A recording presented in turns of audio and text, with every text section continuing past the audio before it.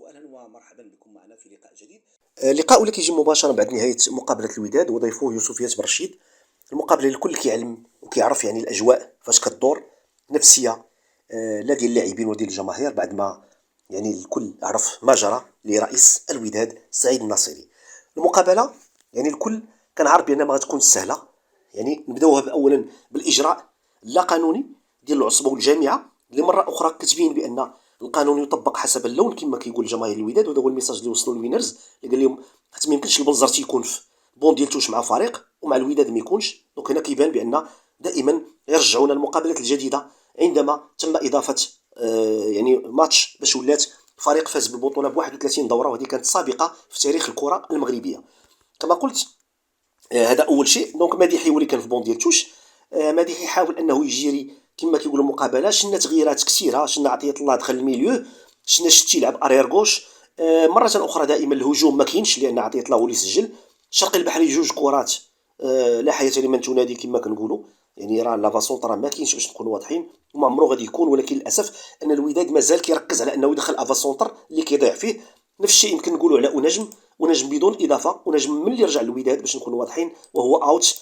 يعني يمكن كما قلت بان بعض اللاعبين يختارون التقاعد في الانديه ديالهم، وهذا عيب وعار. يعني انا كيبان لي بالنسبه لبعض اللاعبين انه من الاحسن انه يخلي بلاصتو لاعب اخر الا كان كيبغي فرقته وكيبغيها مزيان. فملي كيبان لي المستوى ديالي كما دار النقاش، كما دار السعيدي، كما دار نصير اللي كانوا مشاو في الاوج العطاء ديالهم، يعني مازال باقيين يعطيو، مع ذلك فهم غيروا الاجواء كما كنقولوا. مقابله كانت على الاعصاب باش نكونوا واضحين، سيرتو في شنا يعني الفريق يوسفية برشيد وهو اللي ولا تا هو دأب على ما يسير عليه الانديه اللي كتلعب مع الوداد. دائما خصهم يمشيو يحتجوا على الحكم. شنا الاحتجاجات كثيره، شنا بطاقه صفراء اللي كانت مجانيه اللي عطاها الحكم الجبران، وشنا بان يعني اللقطه ديال الحكم كان كيقول الجبران زعما راه ما عندي ما ندير، خصني نعطي صفراء لانني طردت لهم لاعب، وبالتالي غادي نبان بانني يمكن متحيز او شيء من هذا القبيل.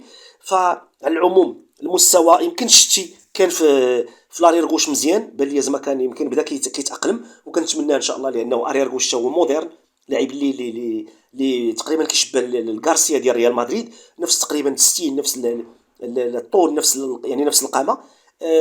كما قلت الحكم اللي يمكن كان شويه كما كنقولوا هذا مشكل ديال الحكام المغاربه، فمجرد ما كيعطي ضربه جزاء او كيخرج بطاقه حمراء فالا كيتغير، فكيبحال كيبان لك بانه بغى يكفر على شي ذنب دارو، مع ان الكره كتقول بان الفريق الا جا حتى 6 بينالتي تعطيهم ليه، ولا جاو حتى 6 يعني واخا هي 3 طرد راه كيتوقف المقابله، ولكن الا جا ان اللاعب اخر كيستحق الطرد خصك تطردو.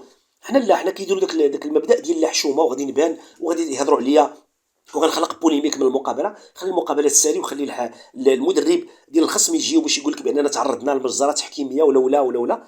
الكل شاف يعني الاحتجاجات الكثيره ديال برشيد سيرتو في اللقطه الاخيره، وهنا كنعيبوا على لاعبين الوداد انهم ما قتلوش الماتش، فلو انهم قتلوا الماتش كان الوداد غتخرج منتصره وبحصه مريحه يعني، وما كناش غنوصلوا كاع لهذه الاحتجاجات وهذه الاشياء القبيل. استودعكم الله، السلام عليكم ورحمه الله تعالى وبركاته.